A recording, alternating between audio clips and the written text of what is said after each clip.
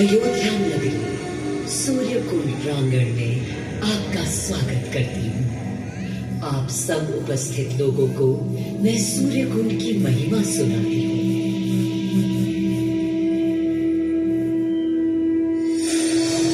भारत की मिट्टी अनेकों दिव्य आत्माओं की जन्मस्थली है, पर आज मैं आपको कथा सुनाऊंगी भगवान विष्णु के उस अवतार की जिनके अवतरण से मैं पावन हो गई सदा सदा के लिए। मां कौशल्या की गोद में जन्म लिया मर्यादा पुरुषोत्तम श्री राम ने अधर्म के नाश के लिए, धर्म की विजय के लिए।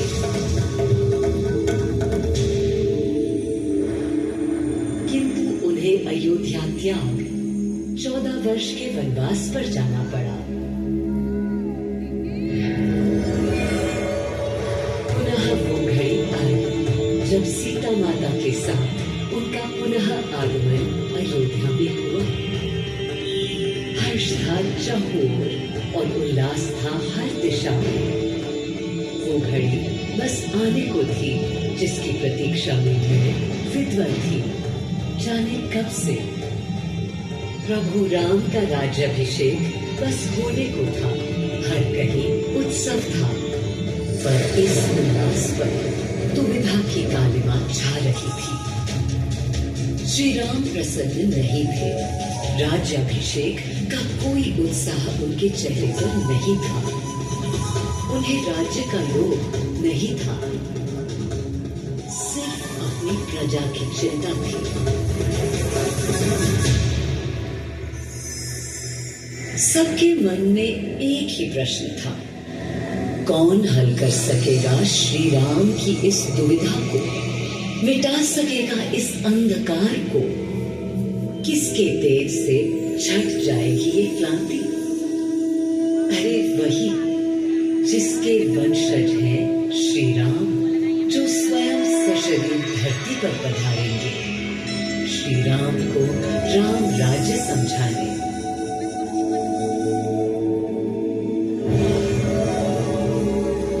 ये गाथा उस शक्ति पुंज की है जो पृथ्वी पर जीवन और सृष्टि का केंद्र था, है और रहेगा।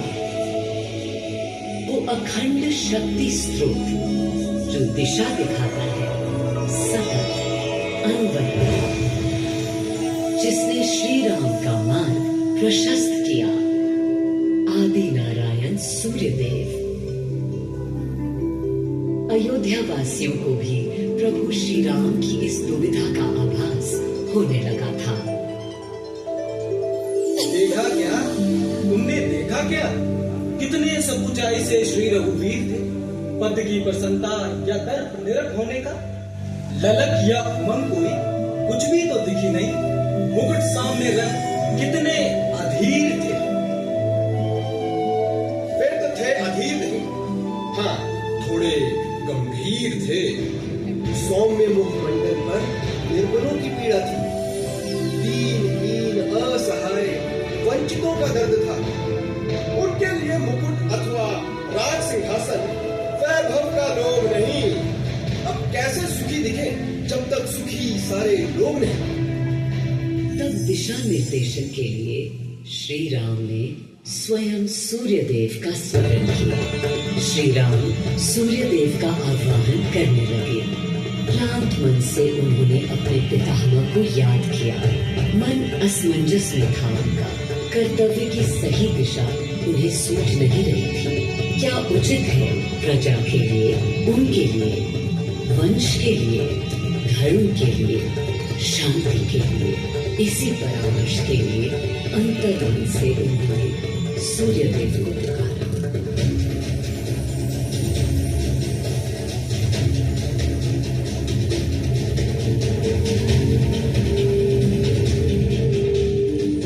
मैं अयोध्या पवित्र से पवित्रतम हो गई हूँ।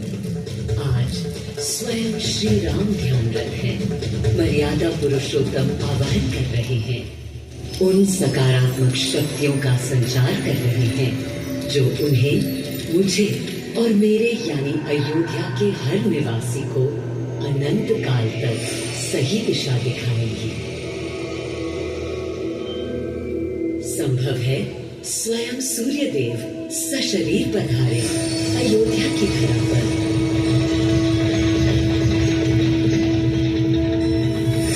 और देखो, श्री सूर्यदेव आने को हैं।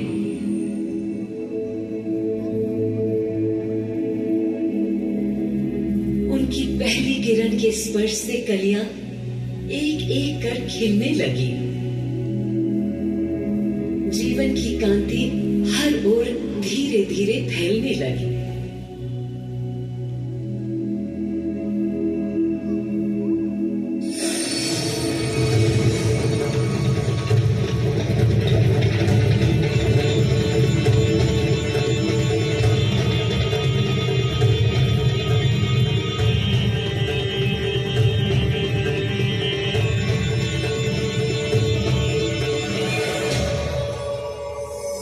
अनोखा दिन है। स्वयं सशरीर अपने अलौकिक स्वरूप में पधारे हैं श्री सूर्यदेव नारायण और उनके अधीर मन के संशय मिटाने को। अधीर है या गंभीर है, मैं जानता हूँ क्या उनकी पीड़।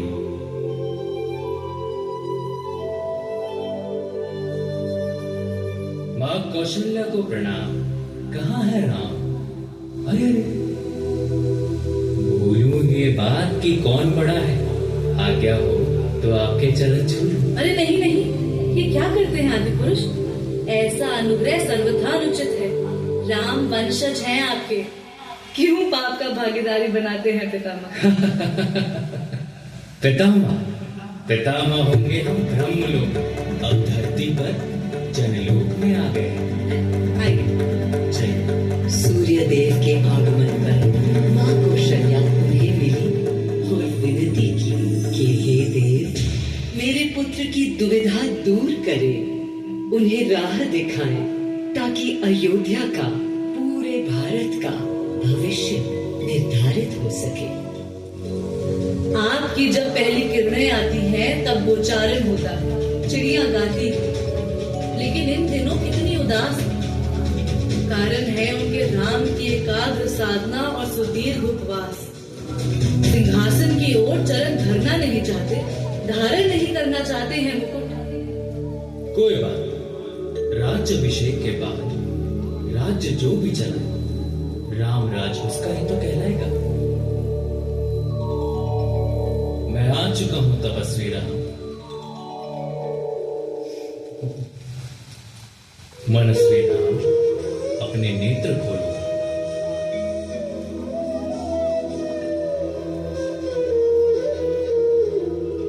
प्रणाम पितामह, प्रणाम। प्रणाम मेरे राम, प्रणाम। पितामह, राम राज्य क्या है? राम स्वयं पूछ रहे हैं कि राम राज्य क्या है। पुनः नया प्रश्न है। अभी तो आप कह रहे थे जो भी चलाएगा। कह रहा था कि राम राज्य में राम के लिए भी विधान होंगे। आदिदेव, कुछ अनुमान तो मुझे हैं, लेकिन अब आप बताइए क्या विधान है?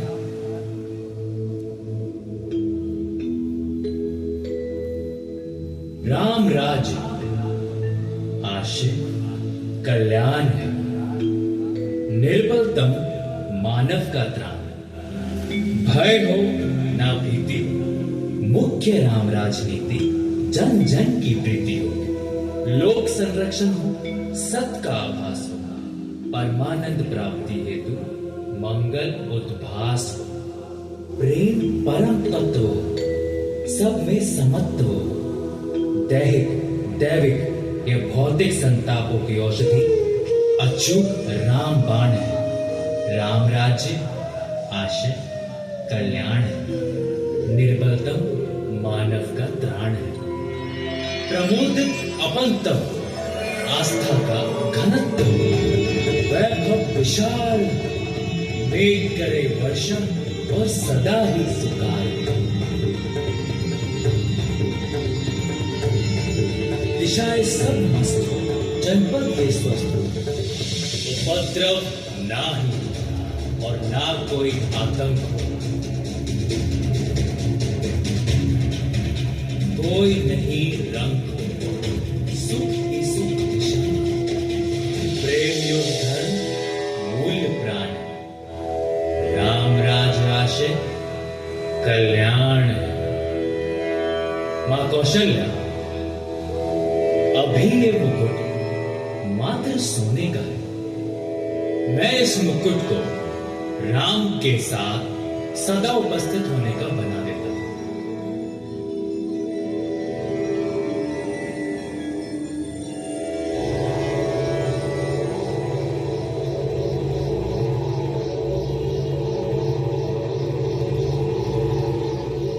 स्वयं सूर्यदेव ने मेरी यानी अयोध्या की धरती पर श्री राम को राम राज्य का वर्णन सुनाया, उसका आधार रखा और उनके मुकुट को अपनी रश्मियों से आशीर्वाद दिया। श्री राम के नेतृत्व में हर ओर खुशहाली, प्रेम, शांति और संयम फैला।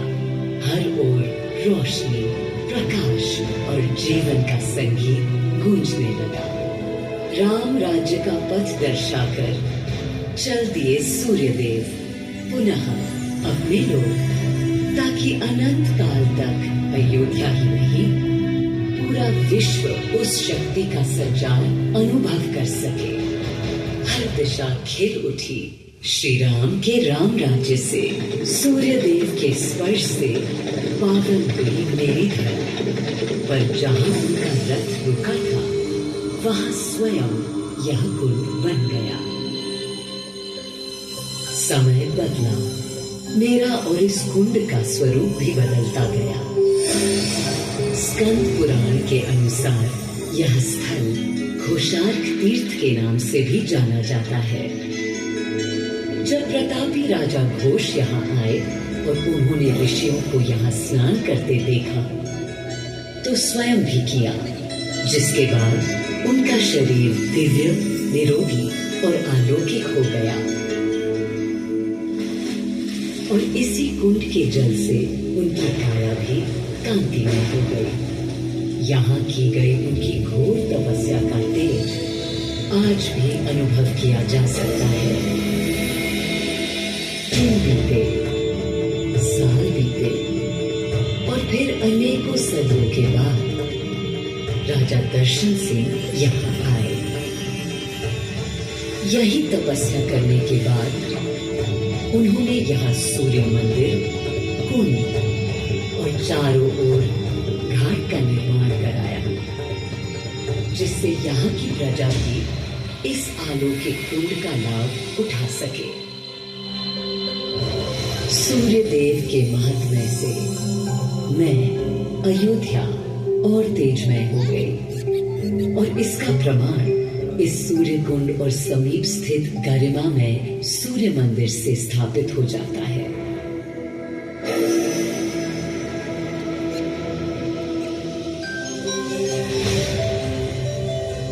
मैं अयोध्या इस हर्ष से भूली नहीं समाती कि मेरी ही धरती पर राम राज्य की आधारशिला रखी गई। आज भी अयोध्या एकता, आस्था और शांति के लिए उदाहरण बनी हुई है।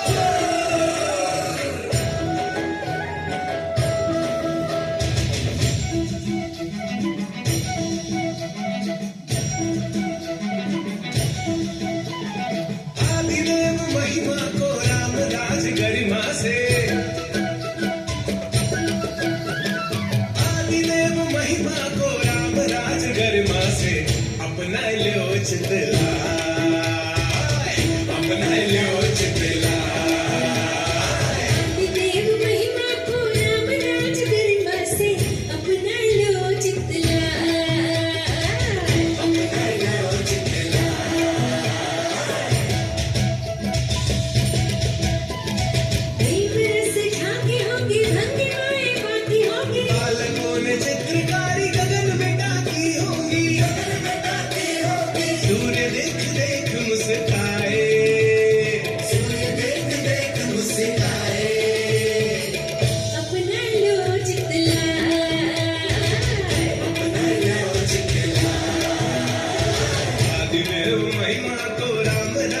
महिमा से अपना लो जतला